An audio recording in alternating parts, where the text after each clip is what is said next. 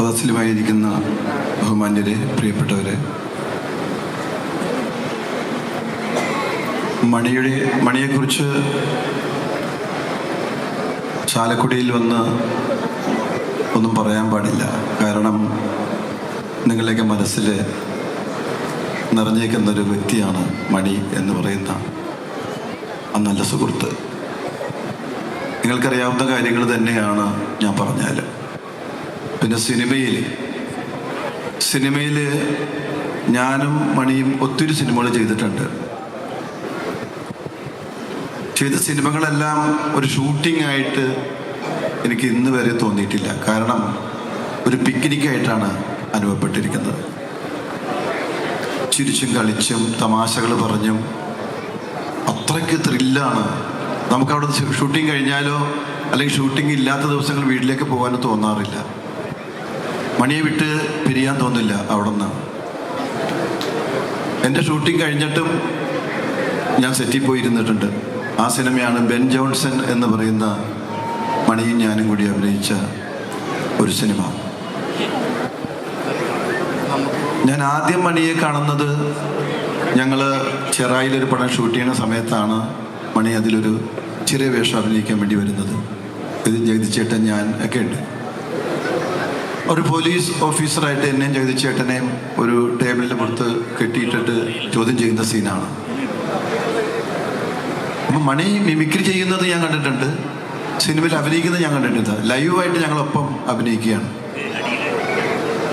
മണി അത് ഭയങ്കര ഗംഭീരമായിട്ട് പെർഫോം ചെയ്തു. അത്ഭുതം തോന്നി. ഞാൻ ആലോചിച്ചു, മണി എന്തേ സിനിമയിൽ വരാൻ വൈകിയോ എന്ന് മനസ്സിൽ തന്നെ ഞാൻ ചോദിച്ചു. അന്ന് തുടങ്ങിയ സൗഹൃദമാണ് ഞങ്ങൾ. പിന്നെ സിനിമയിൽ മാത്രമല്ല, വിദേശ യാത്രകളിലുമൊക്കെ മണിയുടെ ഒരു പവർ ഭയങ്കരമായിരുന്നു. കാരണം ഗൾഫിൽ പരിപാടിക്ക് പോയപ്പോൾ ഉണ്ടായ ഒരു അനുഭവം. ഫസ്റ്റ് പരിപാടി നടത്തുന്നത് ദുബൈയിലെ ഒരു പ്രത്യേക സ്ഥലത്താണ്. കാരണം അവിടെയാണ് ഏറ്റവും കൂടുതൽ കള്ള് വിൽക്കുന്ന സ്ഥലം. അവിടെ പരിപാടി ഗംഭീരമായാൽ പിന്നെ നമുക്ക് എല്ലാ പരിപാടിയും ഗംഭീരമായിരിക്കും. കാരണം അത്രയ്ക്ക് കുഴപ്പമുള്ളൊരു സ്ഥലമാണ്. അവിടെ പരിപാടി നടത്തപ്പോൾ സൂപ്പർ പരിപാടിയായിട്ടാണ്. ഞങ്ങൾ പരിപാടി കഴിഞ്ഞ് ബാക്കിൽ ഇങ്ങനെ ഇരിക്കുകയാണ്, ഡ്രസ്സൊക്കെ മാറിക്കൊണ്ടിരിക്കുകയാണ്. അവിടേക്ക് മദ്യപിച്ചിട്ടുണ്ട് 2 പേര്. മണിയെ വാതിൻ്റെ അരി കൂടെ ഈ തകിട് വെച്ച് മറച്ചിരിക്കുന്ന ഗ്രീൻ റൂമാണ്. വിളിച്ചു. മണി പിന്നെ എവിടെയാണെങ്കിലും ചെല്ലും, ഒരു പേടിയില്ലാത്ത ആളാണ്. ആ ഗേറ്റിനോട്, ആ ഡോറിൻ്റെ അവിടെ ചെന്നപ്പോൾ മണിയുടെ കയ്യെ പിടിച്ച് വലിച്ചു. മണി ഒരു തള്ളു കൊടുത്തു. പിന്നെ ഒരു 3-4 പേരായിട്ട് അവർ തിരിച്ചു വന്നു. പിന്നെ അവർ ചവിട്ടാൻ നോക്കി. ഞങ്ങളൊക്കെ ഇടപെട്ടു പോയി. അത് കഴിഞ്ഞ് അവർ അവിടുന്ന് മെസ്സേജ് അടിച്ചു, ദുബൈ പരിപാടിക്ക്, അൽനാസർ പരിപാടിക്ക് നിന്റെ പരിപാടി ഞങ്ങൾ നടത്തിച്ച് കാണിച്ചു തരടാന്നും പറഞ്ഞിട്ടൊരു ചലഞ്ച്. അപ്പോൾ ഞങ്ങൾക്ക് പേടിയായി. മണി അപ്പം ജീവിതത്തിൽ വേറൊരു കാര്യം കൂടി ഞാൻ അടിവരായിട്ട് പറയുന്നത്, എൻ്റെ ജീവിതത്തിൽ ഒരുപാട് സൗഹൃദങ്ങളുണ്ടെങ്കിലും സുഹൃത്തുക്കളുണ്ടെങ്കിലും ചേട്ടായേ എന്ന് വിളിക്കുന്ന ഒരാൾ മാത്രം ഉള്ളു, അത് മണിയാണ്. ഇന്നും ആ പല സമയത്തും നമുക്ക് ആ വിളികളിങ്ങനെ കാതിൽ വരും.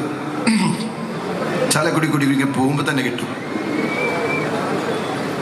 അപ്പം ഞാനത് പറഞ്ഞു, അപ്പോൾ മണി അതന്ന് കുഴപ്പമാവോ? അത് മിണ്ടായി ചേട്ടായേ എന്ന് പറയും എന്നോട്. പരിപാടിയുടെ അന്ന് രാവിലെയും എനിക്ക് പേടിയായിരുന്നു, ഇന്ന് അവർ വന്നാൽ വല്ല പ്രശ്നം ഉണ്ടാക്കുമോ. പരിപാടിയുടെ അന്ന് ഞങ്ങൾ വൈകുന്നേരം സ്റ്റേജിൽ വന്നു, സെറ്റപ്പൊക്കെ ചെയ്തു, ഞങ്ങൾ പ്രോഗ്രാം തുടങ്ങി. അപ്പോൾ ഇവരെ ഞങ്ങൾ കാണാൻ പറ്റി. ഏകദേശം ഓഡിയൻസിൻ്റെ സെൻറ്റർ ഭാഗത്തായിട്ട് ഇവരൊരു 5-8 പേര് ഇരിപ്പുണ്ട്. ഞാൻ മണിയോട് പറഞ്ഞു, മണി അവർ വന്നിട്ടുണ്ട്, അതുകൊണ്ട് അങ്ങോട്ട് ഇറങ്ങി ചെല്ലണ്ട കേട്ടോ. പാടി മണി ആൾക്കാരുടെ ഇടയിലേക്ക് ചെല്ലുന്നതാണ് ഏറ്റവും വലിയ ഹൈലൈറ്റ്. അത് ഭയങ്കര എനർജിയാണ്. അതെനിക്ക് തോന്നുന്നു അങ്ങനെ ഒരു പരിപാടി കൊണ്ടുവന്നത് മണി തന്നെയാണ്, ഓഡിയൻസിൻ്റെ ഇടയിൽ കയറി നിന്ന് പാടുക എന്നുള്ളത്.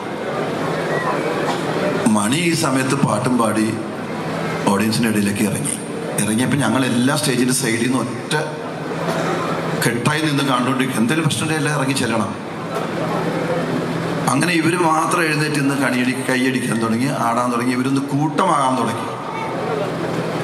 പിന്നെ മണി അതിലൊരാളുടെ തോളിലിങ്ങനെ കൈയിട്ടിട്ട് അയാളെയും കൊണ്ട് ഇങ്ങനെ വരികയാണ്. ബാക്കി ആരും വന്നില്ല ഇങ്ങോട്ട്.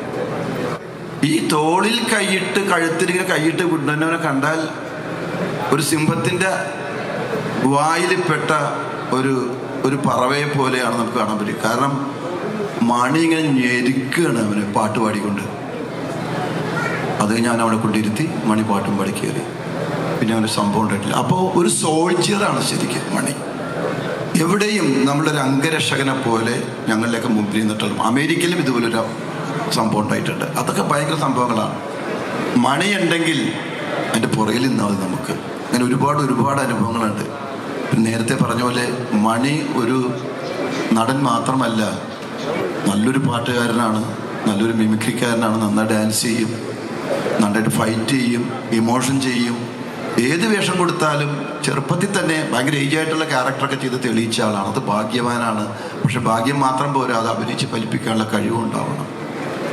അപ്പം മണിയെക്കുറിച്ച് നമ്മൾ പറയാൻ നേരത്ത് ആരാണ് മണി എന്ന് പറഞ്ഞാൽ ഒരു പാഠപുസ്തകമാണ് ശരിക്കും മണി.